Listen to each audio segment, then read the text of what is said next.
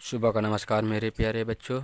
आज आप लोग के लिए सामाजिक एवं राजनीतिक जीवन का पार्ट 3 क्लास 6 विविधता हमारे जीवन को कैसे समृद्ध करती है। क्या जो विविधता है वो हमारे दैनिक जीवन में उसका क्या प्रभाव पड़ रहा है, इसके देखिए।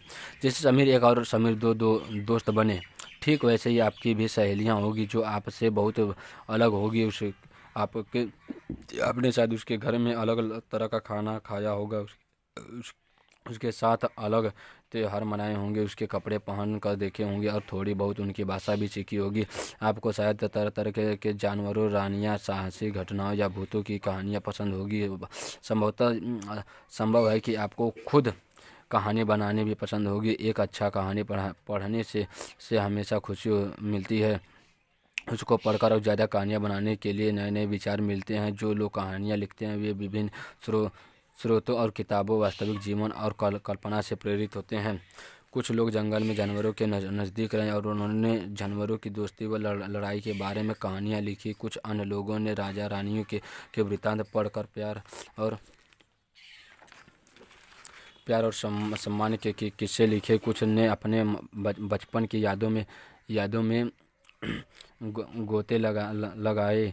स्कूल और दोस्तों की मधुर यादों से निकलकर कुछ साहस की कहानियाँ लिखी। कल्पना कीजिए कि जिनकी कहानियाँ आपने सुनी या पढ़ी है, उन सभी कहानियाँ या कहानी सुनने वालों को ऐसा जगह पर रहना पड़े जहाँ लोग केवल दो ही रंग के कपड़े पहनते हो, लाल व सफ़ेद। एक तरह के खाना खाते हो और शायद आलू। समान रूप से केवल दो पशुओं को पालते थे, उदाहरण के लिए हिरण और कौवा। और केवल सांप सीढ़ी खेत से अपना मनोरंजन करते थे। ऐसा जगह रहकर वे अपनी कहानियाँ लिख पाएंगे। जैसे कि बहुत ऐसे वैज्ञानिक हुए हैं जिनके दैनिक जीवन बहुत गरीबी से बीता है, ऐसे ही इसमें वर्णन किया गया है। भारत में विविधता। अब देखिए,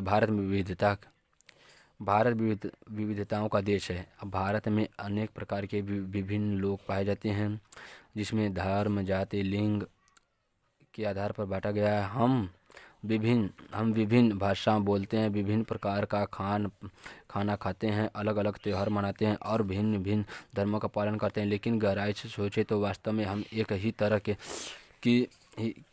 चीज़ें करते हैं, केवल हमारे करने के तरीके अलग हैं। हम विविधता को कैसे समझें? करीब दो सवा 200 वर्ष पहले, जबकि रेल, हवाई जहाज़, बस और कार हमारे दैनिक जीवन का हिस्सा नहीं थे, तब भी लोग संसार के एक भाग से दूसरे भाग की यात्रा करते थे। वे पानी के जहाज़ में घोड़े या ऊँट पर बैठकर जाते थे या फिर पैदल चलकर। अक्सर वे यात्रा खेती और बसने के लिए, नई ज़मीन की तलाश में या एक व्यापार करने के लिए जाते थे। चूँकि यात्रा में बहुत समय लगा था, इसलिए लोग नई जगह पर अक्सर काफ़ी लंबे समय तक ठहर जाते थे। इसके अलावा सूखे और अकाल के कारण भी कई बार लोग अपने अपने घर बार छोड़ देते थे। उन्हें जब पेट भर खाना तक नहीं मिलता था तो वे नई जगह जाकर बस जाते थे। कुछ लोग काम की तलाश में और कुछ युद्ध के कारण घर छोड़ देते थे। जैसे आदिवासी और खानाबदोश लोग अपने खाने पीने के लिए दर बदर भटकते थे। ऐसे ही पहले प्राचीन काल में जो यात्री रहते थे तो वो मौसम के आधार पर एक स्थान से दूसरे स्थान तक जाते थे। वहाँ कुछ महामारियाँ और इत्यादि कुछ कारण वैसे वहाँ से कुछ लोग जीवित भी आ पाते थे अपने घर पर। कुछ लोग वहाँ पे क्या हो जाते थे, उधर ही ख़त्म हो जाते थे। ऐसे ही वर्णन किया गया इसमें। देखिए, लोग जब नई जगह में बसना शुरू करते थे तो उनके रहन सहन में थोड़ा बदलाव आ जाता था। एक स्थान से जब दूसरे स्थान में प्रवेश करते थे तो उनका रहन सहन का क्या जो ढंग रहता था वो क्या बदल जाता था।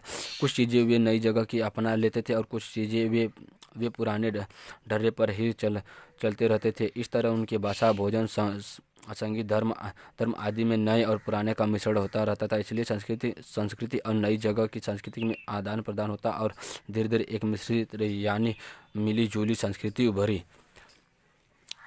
संस्कृति के आधार पर अन्य जितने भी भारत में राज्य हैं, 29 अलग अलग राज्य की अलग अलग संस्कृति है। इसका भी वर्णन हम लोग को पढ़ने को मिलता है।